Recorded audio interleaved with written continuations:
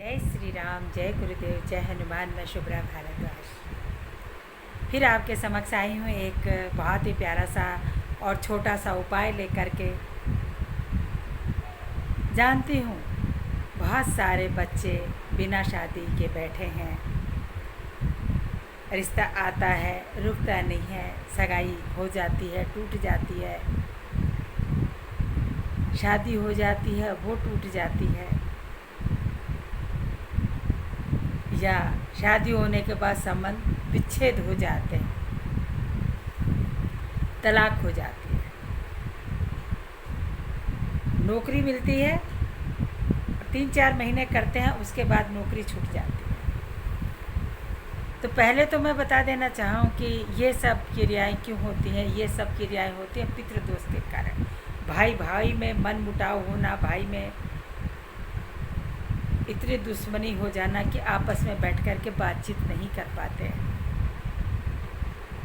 ये सब पितृदोष के प्रभाव है, क्योंकि घर के पितृ खुश तो सब खुश, वो नाराज़ तो हर देवी देवता नाराज, कोई सुखी नहीं रह सकता। तो सर्वप्रथम तो अपनी कुंडली को जब भी आप दिखाते हैं या नहीं दिखाते हैं, आप क्या करते हैं मुझे नहीं पता।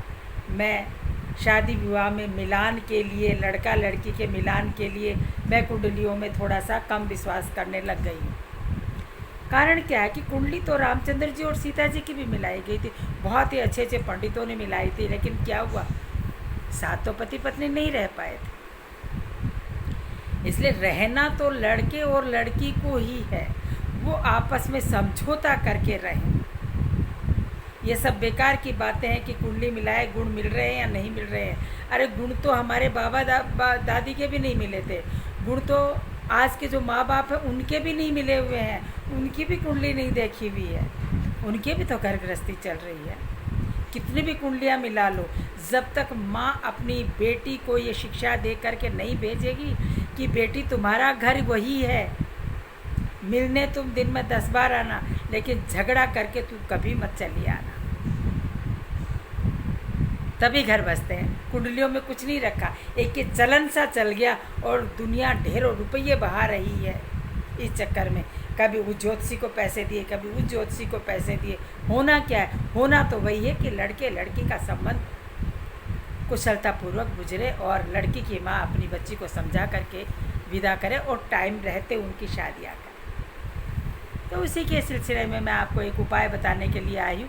सर्वप्रथम मैं वीडियो में आगे बढ़ने से पहले आपको बता दूँ कि जो भाई मुझसे नए जुड़ रहे हैं, जिनके पास मेरा वीडियो प्रथम बार जा रहा है, वो लोग मेरे वीडियो को सब्सक्राइब कर लें, लाइक कर लें और कमेंट्स बॉक्स में जय श्री राम अवश्य लिखें, ताकि मेरे हर आने वाली वीडियो की नोटिफिकेशन आपके समक्ष आ जाए।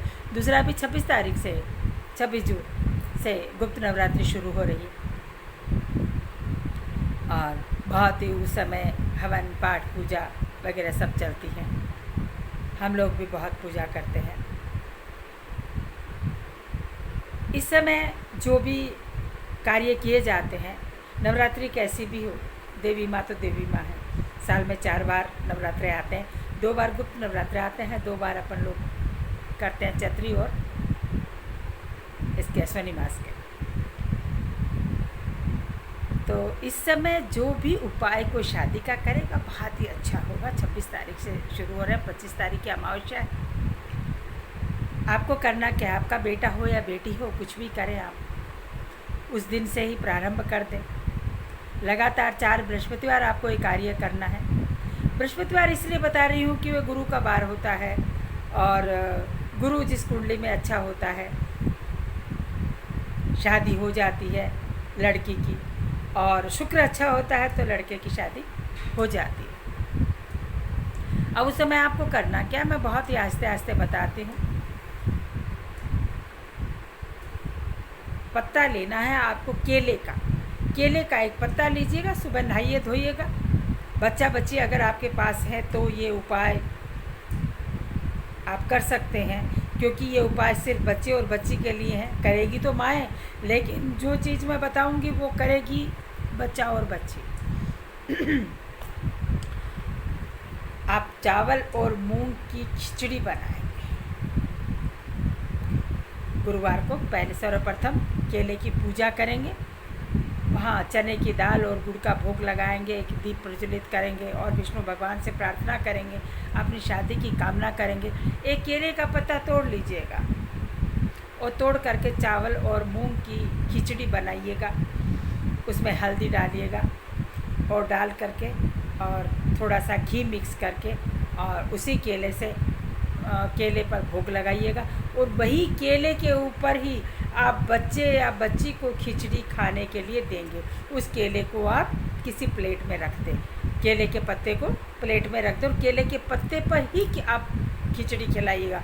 ध्यान से सुनिएगा, केले के पत्ते के ऊपर ही खिचड़ी डालनी है और खिचड़ी के वो जो पत्ता है वो किसी प्लेट में रख लीजिएगा और उस पत्ते पर ही बच्चे को वो खिचड़ी खानी है। अगर 4 बृहस्पतिवार ऐसा किया तो संयोग बैठेगा ही बैठेगा, ऐसा नहीं है कि संयोग नहीं बैठेगा। मेरे उपायों से कल मेरे पास 5 फोन आए और मुझे बहुत खुशी हुई कि बच्चों की सगाई हो गई और शादियां तय हो गई। अब लोग मुझसे ये कहते हैं कि आज तक किसका हुआ, जो मेरे को फ़ोन करके बताता है तो मुझे खुशी होती है कि उन बच्चों का कुछ कार्य हुआ। चुपचाप भी कर लेते हैं, हमारे उपाय भी कर लेते हैं और चुपचाप भी कर लेते हैं, हमें नहीं बताते हैं तो नहीं पता चलता। लेकिन बहुत खुशी होती है कि बड़े ही विश्वास के साथ अगर पूजा की जाए। लेकिन ऐसा है कि मेरे सामने कई बार ऐसी बातें आती हैं कि अगर मेरा उपाय करने जा रहे हैं, लोग कहते हैं कि हमारा कार्य नहीं हो रहा, क्यों नहीं हो रहा, एक साधे सब सदे सब साधे सब जाए।